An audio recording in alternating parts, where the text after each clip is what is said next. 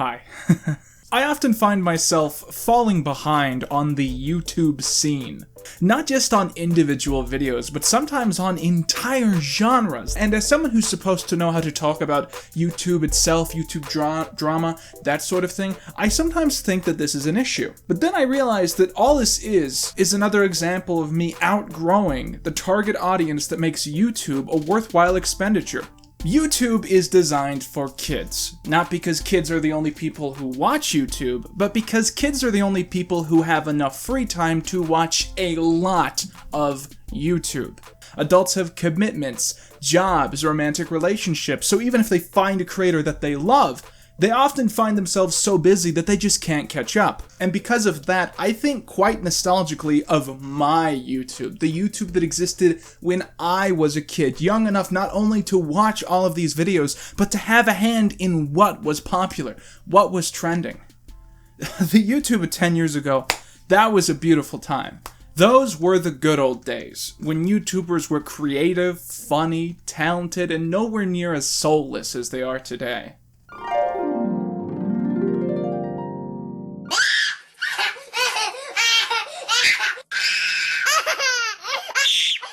Alright, I'm sorry. Jesus Christ, I was wrong. I just wanted one thing. I just wanted one thing from when I was young that I could like for 5 minutes in the present. Couldn't I just have that? But even if you won't admit that the YouTube of 10 years ago was any better than the YouTube of today, you have to admit that it was totally different. These days, YouTube's algorithm is all about long running times, trending topics, discussion videos, drama. But back then, it was just about making a bunch of 12-year-old kids laugh. Isn't there something fascinating in the simplicity of that? And the biggest curiosity in the shift from yesterday's YouTube to today's is that some of the biggest faces and names on the platform have since totally disappeared from the public consciousness.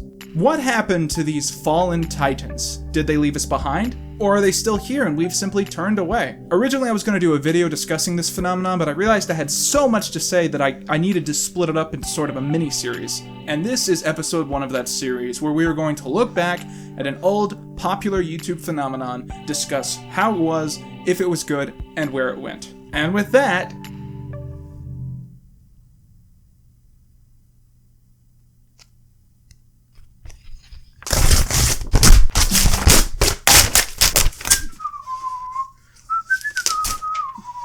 I know what you guys are thinking. Quinton, you're destroying the classic comic book series Watchmen.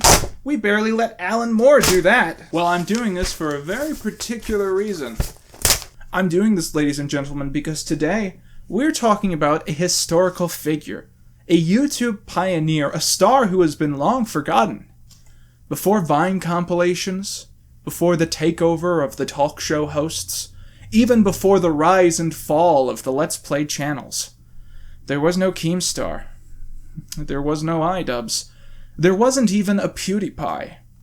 There was only Ray. Doing your mom, doing your mom, doing your mom, doing your mom. You know we straight doing your mom. From mid-2011 to late 2013, Ray William Johnson was the most subscribed to channel on all of YouTube. Sure, that sounds like a brief time period, but imagine being so popular that for almost 2 years, you surpass PewDiePie in terms of total subscriptions. It's a big deal. So the question is, how do you go from number 1 to number 155? That's the question we're going to answer today. You know we straight doing your mom. Do you think YouTube is gonna like study each of these panels, each of these pages to figure out, to make sure I didn't put up any of the offensive Watchmen pages? You know, I might get demonetized. For putting up a picture from Watchmen that's you know, a little bit risque, a little bit offensive, a little bit rapey. So how did Ray William Johnson get to the top as quickly as he did? Well, he accomplished this through a series called Equals 3, which I'm sure was a really clever joke at the time. So what was Equals 3?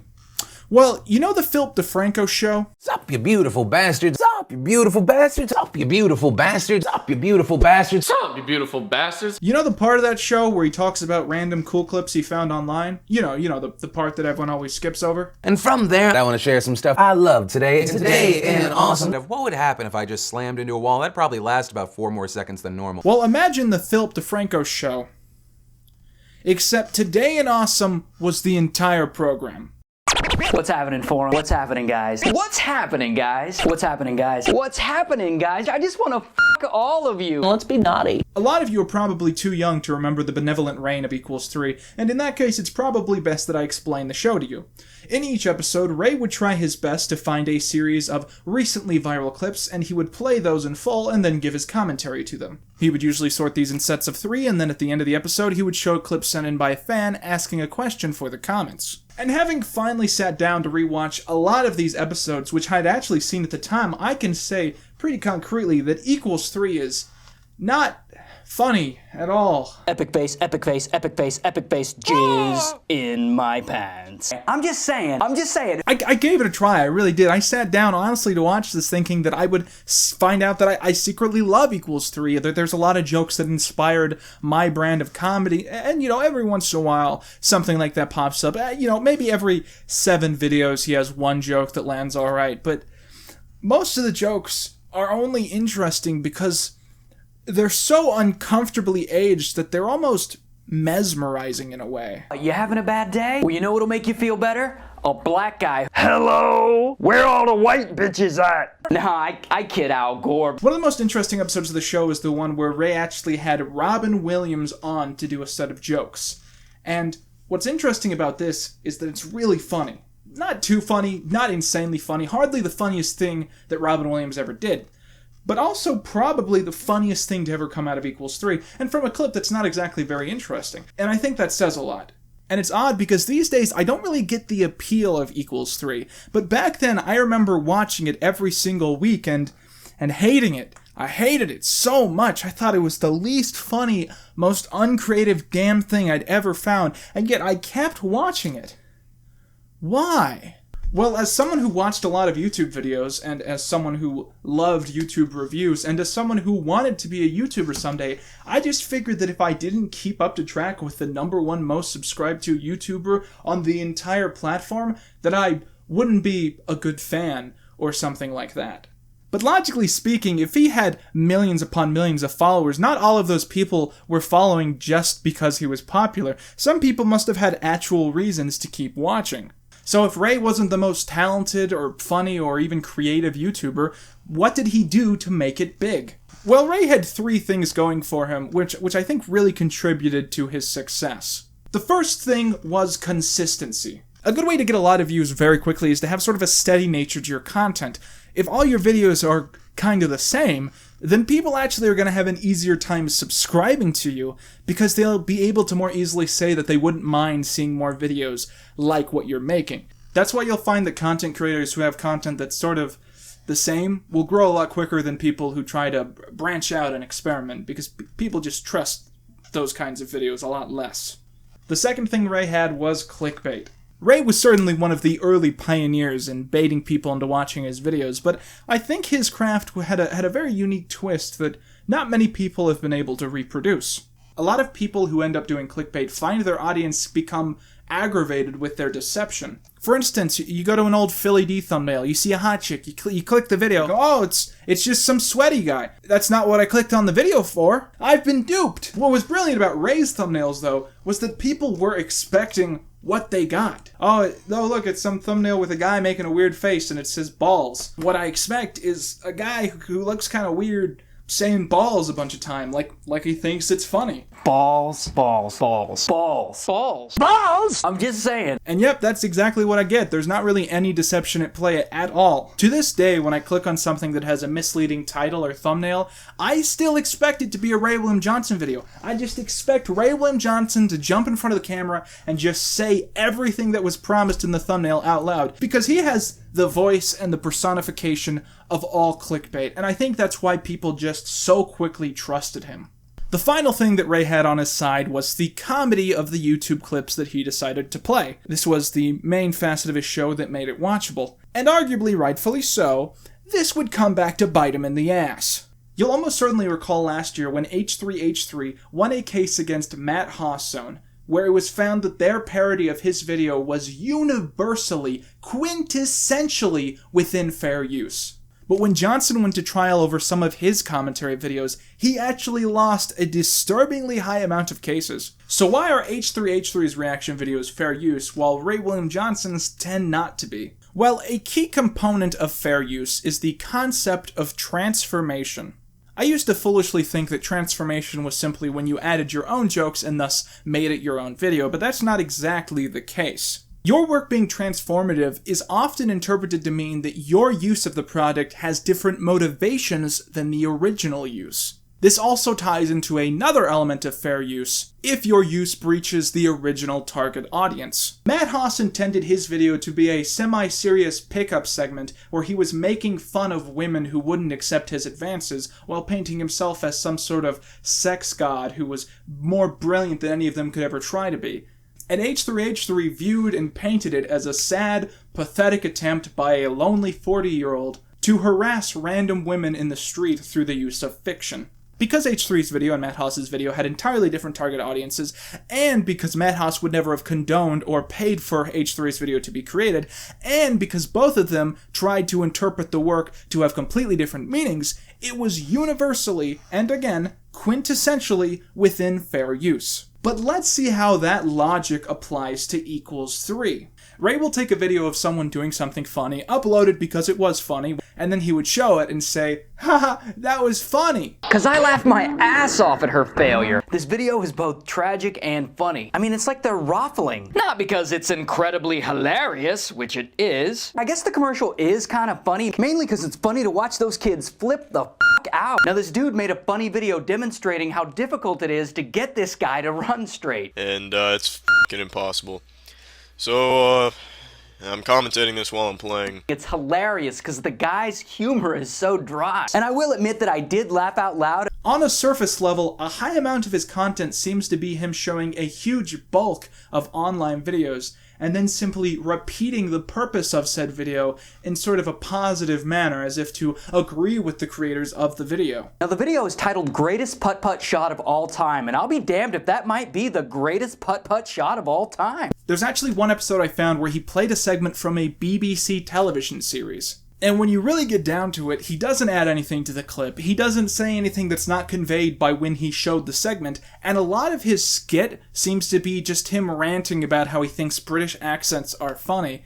And when you really get down to the meat of that segment at that point, it doesn't really matter what clip he chose to play, and the clip itself stands on its own. You understand that this would be like if I did a review of Spaceballs and I showed 90% of the funny jokes in Spaceballs, and then I occasionally went on some sort of failed stand-up routine about Transformers or something. Ray's show absolutely served as a substitute for scouting out and actually watching online viral videos. And as having a viral clip on this website suddenly started to become a very profitable experience, it's no wonder that people started to think that lawsuits over Ray's content might be worth it in the end. Now, equals 3 wasn't the only thing that Ray did to successfully branch out into YouTube content. In fact, from what I can tell, it's not exactly what most people remember when they think of Ray. For you see, Ray William Johnson had a musical career. I think I love you more than the Japanese love tentacle porn, and we should dance, dance, dance, dance. In fact, he was the #1 most subscribed to music channel on all of YouTube.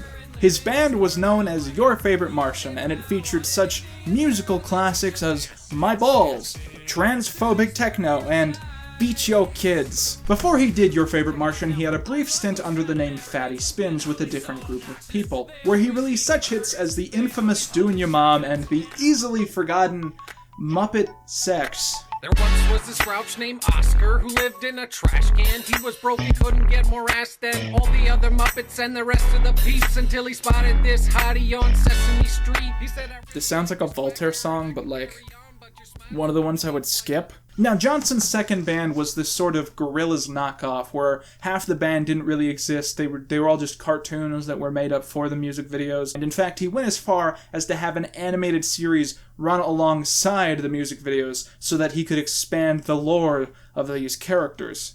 Look, kid, I promised your fine-ass aunt with her big old titties that you'd have a fun fucking music lesson, and so help me God, you will! The earliest hits are the ones that people seem to immediately know the best. The gimmick here was pretty simple. They'd just take an overplayed, gimmicky idea for a pop song, and then they do some sort of twist on it, like make it about robots, or villains, or The Simpsons, etc. And these videos not only are extremely unfunny, but they're almost consistently horrible performances on the part of the musicians involved. Dear Mr. Douchebag, we all agree that you are a dumbass. Why can't you see that? Ray always seemed like the kind of person who didn't have a lot of vocal range, so most of his performances were done at the exact same tone of voice, but with differing levels of intensity. That's how he performed these songs. And now it's high noon and you're a target to shoot in. His school's a battlefield, no wonder you're truant. He never lived in the city, he's from the middle of Tennessee. And I must make an abrupt statement, I just hate that you lust faded, I'm frustrated. Used to know! So you'd end up with a lot of auto-tune, a lot of underdeveloped stuff, and at best you had good material that was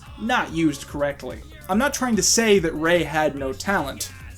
I'm just heavily implying that that is the case. And if you believe him, then your brain is small like a Korean penis. The worst songs, in my opinion, tend to be the ones where someone in the band would try and do a voice, and then do an entire song in that voice. Ain't nobody quite like me, cause my name is Shitty G. Butterscotch my balls. Me and your grandma sharing a sponge bath. Even if you found yourself acquiring some sort of unique admiration for these songs, you would quickly realize that, just like Equals 3, they were all kind of the same. Sure, the topics changed. Some songs were about boobs, and some songs were about video games, but they still felt like the same songs.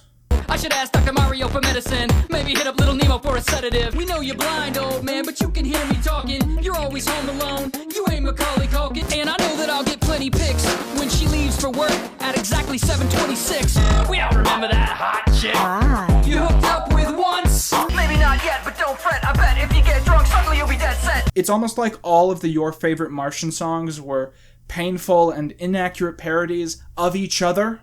They sort of redid Doing Your Mom. Stalking your mom. Stalking your mom. Stalking your mom. This is the same song, right? We never seem to get it right, and every time you make me cry, I love you a little bit more. Jesus Christ, you guys really want to be gorillas, don't you? I've listened to a lot of these songs, and I think that trying to figure out which one was the worst would be almost impossible. I wouldn't even know where to start. Maybe like Aliens, Shitty G, Somebody That I Used to Know, Tig... What was that last one? But you didn't have to cut me off, make out like it never happened and that we were nothing. Jesus Christ, how did people think this was a real band? I love how they illustrate the broken up couple. Like Somebody That I Used to Know is like one of the most real songs about a breakup. Like, it has to be like a real experience. This is something that people actually go through. And the only way that they know how to illustrate that is by doing video game references. It's Mario and Zelda broke up. That's the song. Look at how they illustrate the concept of a couple not making sense. So when we found that we could not make sense. Yep, that's what it's like. When you're with a girl and everything's perfect, but you both reach for the popcorn at the same time, it just gets everywhere. Tale as old as time. The final Your Favorite Martian video featured a mashup of their biggest hits, featuring a first-person character violently killing all of the recurring characters from their animated saga. In a way, it almost feels like a series of mercy kills. The video then features a bookend where they say that it's going to be the last video that they make, until Ray stops to explain that they're just taking a break to work on an album. And after this, they made a lot of unique creative choices, going as far as to change their name to the indie title, This Project is Retired! Shortly after releasing this video, Ray had a scuffle with his network, Maker Studio, where they tried to force him to sign an awful contract where they would get 40% of his profits and 50% of the rights to his show for the rest of time. And when he refused to sign that document, they immediately canceled his album and production on his web show. And even if I don't like Your Favorite Martian or even Ray's content, I just hate that scummy BS network nonsense that they do to try and force creators out of their hard-earned cash.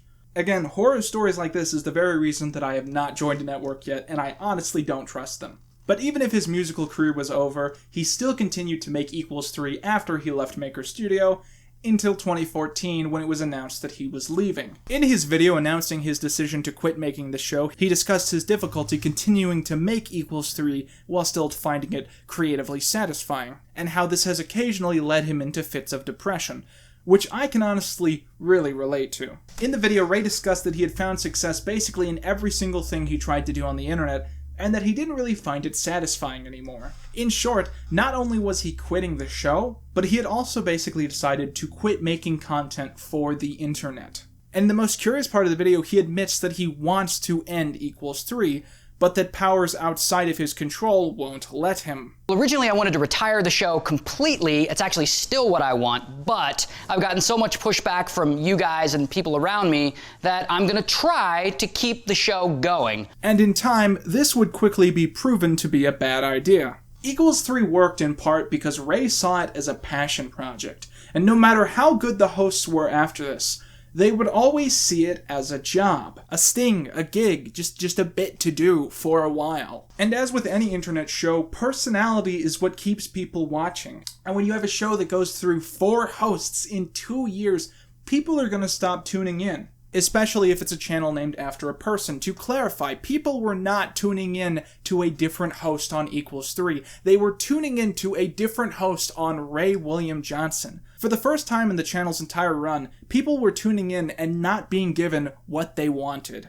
By mid-2016, the channel had tried just about everything to recoup from its losses, but they were still failing to hit 400,000 viewers on a channel that, at one point, would reach tens of millions of views. And at the end of the May 13th episode, it was announced that they were planning on going on a break for production. We're gonna take a little production break. And just like Ray's previous projects, that meant that this was the end. Since then, it seemed that Ray's non-YouTube career hasn't panned out exactly as he'd hoped. He's found some success posting skits to Facebook, and he apparently has been doing a stand-up tour. Since 2017, he's also been uploading regular vlogs on his YouTube channel, which still has 10 million subscribers. He's doing reasonably well considering everything that his channel went through, but it's still odd to think that if me and Ray upload on the same day, it's totally up in the air who's gonna get more views. On that note, the videos that I have seen him recently post on his channel feel so much more natural and organic than his Equals 3 series. It's nothing special, but it's a lot better than every single video being almost exactly the same. Most infamously, in October 2017, he and the other real-world member of Your Favorite Martian had a reunion on stage where they performed a song for the first and only time. I need a friend, 'cause I'm on the outside looking in, and I'm an alien. Well, this is the saddest thing I've ever seen in my entire life.